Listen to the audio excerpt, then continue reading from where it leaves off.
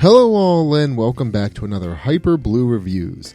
Today, it's Goldeneye time, baby.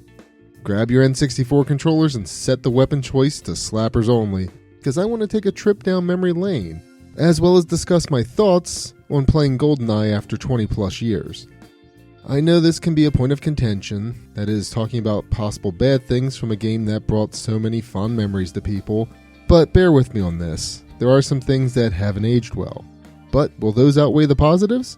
Let's find out.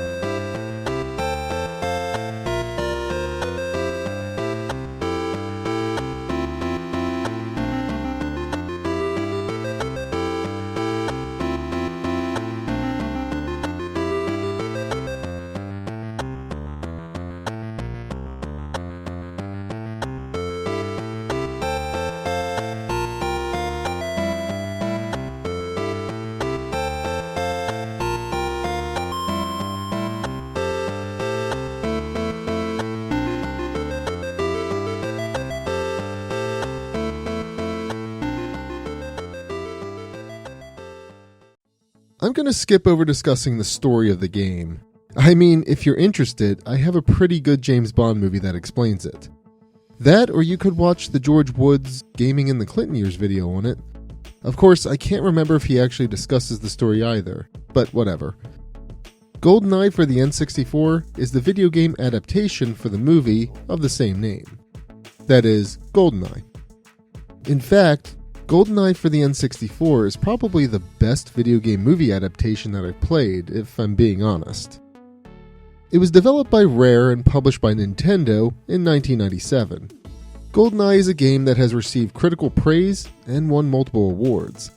It was a great game and showed how fun first-person shooters could be, and it became a classic amongst a generation of gamers. The game itself is broken up into several levels, most of which are featured in the film in some shape or form. Others are either adapted from areas briefly shown in the film, or areas from other Bond films. The levels range from short, that is, able to be completed in under a couple of minutes, while others are larger and require players to explore a bit.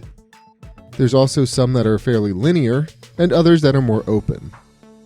Players will need to explore the areas more thoroughly depending on the difficulty. The objectives, or missions, become more involved as the difficulty is increased. For instance, selecting Agent Mode, which is considered the easy mode, for Level 1, or the Dam level, gives players one objective to complete the level. However, playing on 00 Agent Mode gives players 4 objectives to complete. It isn't always like that for every level, but it adds a lot more replayability to an already fun game. Granted, players can complete the objectives on any difficulty, but still, it's a great feature. As one would expect, the difficulty also affects the AI, making the enemies smarter and more aggressive, and they become tougher as well. There's one other thing that the difficulty does. It affects how players unlock cheats. Rare added a cheat menu that unlocked after players met certain criteria. The criteria is a combination of completing a level in a specific time while playing it on a specific difficulty setting. It's honestly such a great addition, and again, it adds to that replayability that I already mentioned. The best part? I had no idea that the game had cheats when I originally got it. I had played through the 3rd level and was honestly surprised when I saw that I unlocked a cheat. Mind you, it was only a modifier for the characters, but come on, that's amazing. The only issue with the cheats is that the game doesn't allow you to proceed to the next level while the cheats are activated. It's kind of annoying, but I guess it makes sense. The cheats range from aesthetic to weapon modifiers to God mode. The best cheat that players can unlock is 007 mode. It's less a cheat though, but more of a mode for players to set their own difficulty. Want to play a level with insanely tough enemies with aggressive AI?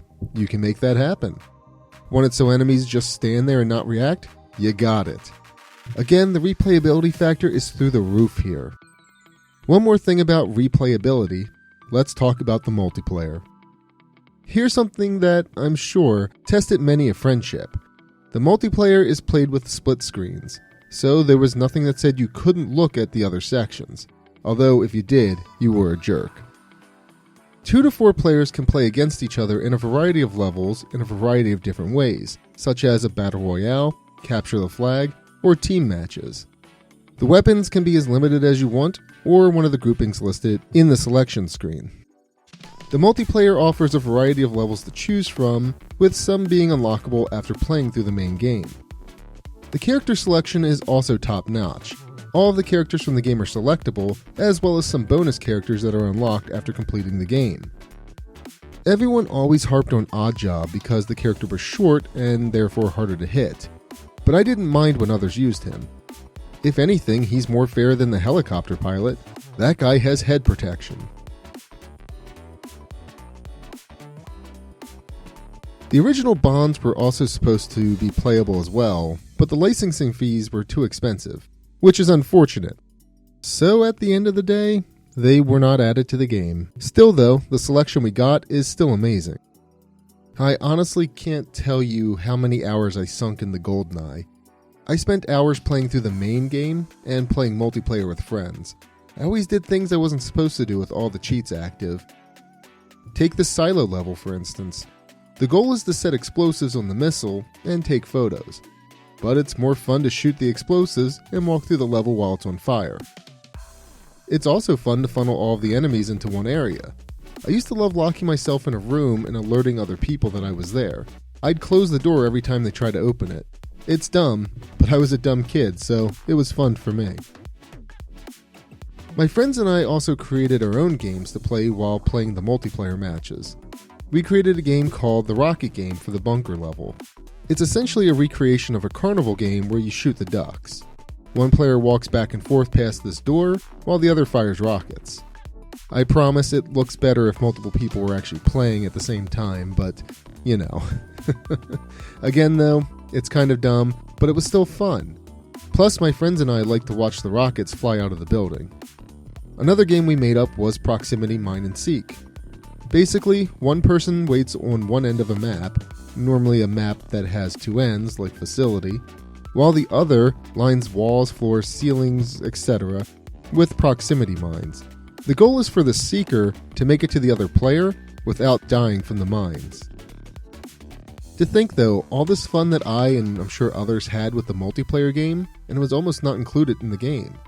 Long story short, multiplayer was added to the game at the very last minute without the higher-ups realizing. That's crazy if you think about it. Speaking of crazy, before the days of having access to the internet, we were left in the dark on a lot of things.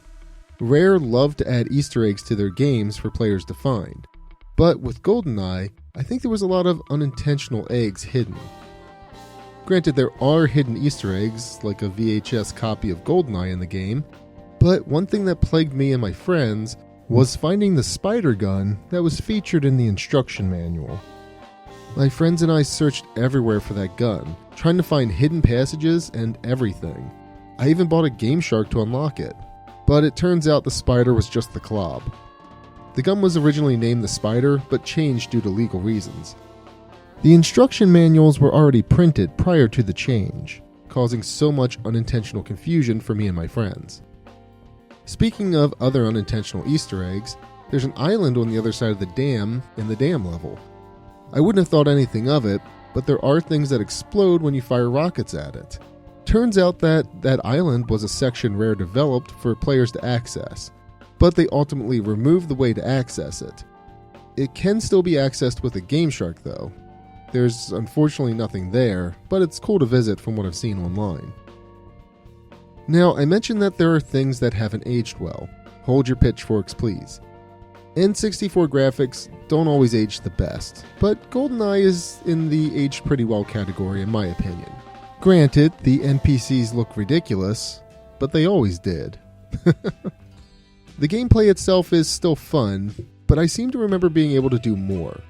For some reason, I remember being able to jump. Not sure why though. The player also moves pretty slowly, all things considered, and again, I always remembered moving faster.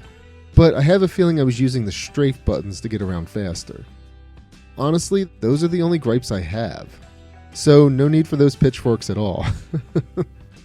Seriously though, with all of the advances in technology and gameplay, a lot of N64 titles are considered old, dated, and not fun.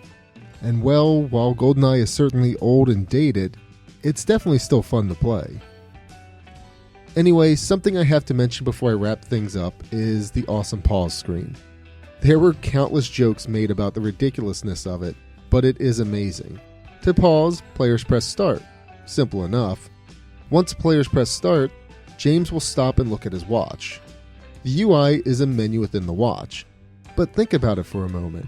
You're in the middle of a gunfight, and the person you're shooting at stops what they're doing to stare at his watch. I mean, I guess it would be rude to shoot him while he does that, so I guess it's good form to wait. So where does Goldeneye actually fall on the rating scale for me? The kid in me wants to give this game a 5 because of all the good memories I have playing this with all of my childhood friends. In fact, in my biased opinion, Goldeneye is getting 5 helicopter pilots out of 5. Now, the more analytical side in me wants to look at this objectively. Let me be frank, Goldeneye has aged pretty well, all things considered, but the gameplay wasn't exactly as I remembered it. That's not to say that the gameplay is bad though. I just thought that there were more things that players could do, like jump and move faster. The controls can feel sluggish, but to me it doesn't take away from the game. The graphics are dated, obviously, but they were groundbreaking at the time.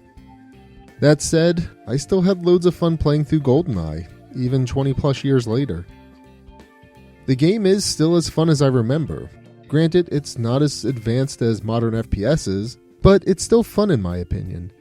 Goldeneye is a masterpiece as far as I'm concerned, but you just had to be there to truly appreciate it. Goldeneye gets 5 wonky James Bond faces out of 5 from me regardless. It's a fun single-player experience, and it's a great multiplayer experience. And if you don't agree with that, then you are stupid. Sorry, it's not often that I get to reference gaming in the Clinton years, and now I've done it twice in one video. In any case, you're not stupid, and I hope you enjoyed this Hyp3rblue review. As always, thank you for watching. Hey y'all, a beta version demo of my game, Tales of Hyperia: The Crimson Knight, is available to play over at my itch.io page. The link is down in the description. The final demo version is set to release by the end of the year, and will see massive improvements and upscaling. Make sure you stay tuned for updates.